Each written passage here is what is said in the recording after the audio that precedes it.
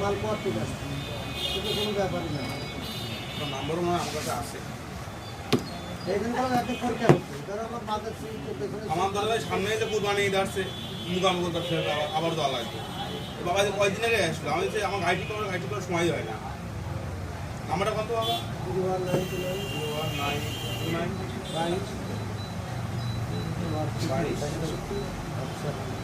019 হ্যাঁ, মাল তো দেখার মালের হিসাব দিলে না তো আমার